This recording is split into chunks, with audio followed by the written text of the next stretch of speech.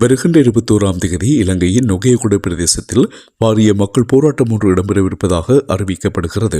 இந்த போராட்டமானது இலங்கை அரசாங்கத்திற்கு எதிரானதாக அமையும் என்றும் சொல்லப்படுகின்றது. அனுரகுமார் திசாநாயக்க அரசாங்கம் ஆட்சிக்கு வருவதற்கு முன்பு மக்களுக்கு வழங்கிய வாக்குறுதிகளை நிறைவேற்றவில்லை என்றும், ஜனநாயகத்தை பாதுகாக்க முடியாத அரசாங்கமாக அதற்கு எதிராக மக்கள் போராட்டம் இடம்பெறவிருப்பதாக அறிவிக்கப்பட்டுள்ளது. இந்த கோரிக்கையை முன்வைத்து தானும் போராட்டத்தில் கலந்து கொள்ள இருப்பதாக அறிவித்திருக்கின்றார் நாடாளுமன்ற உறுப்பினர் நாமல் ராஜபக்ஷ. ஆஸ்திரேலிய அரசாங்கம் தன்னுடைய நாட்டு மக்களுக்கு தினமும் 3 மணித்தியாலங்கள் இலவச மின்சாரத்தை வழங்க தீர்மானித்துள்ளதாக ஆஸ்திரேலிய அரசாங்க வட்டார தகவல்கள் தெரிவிக்கின்றன. நியூ சவுத் வேல்ஸ் மற்றும் தெற்கு ஆஸ்திரேலியா, தென்கிழக்கு குயின்ஸ்லாந்து ஆகிய பகுதிகளில் பகல் வேளைகளில் கிடைக்கக்கூடிய இந்த சூரிய மின்சாரமானது 3 மணித்தியாலங்களுக்கு நீடிக்கும் என்றும் சொல்லப்படுகிறது.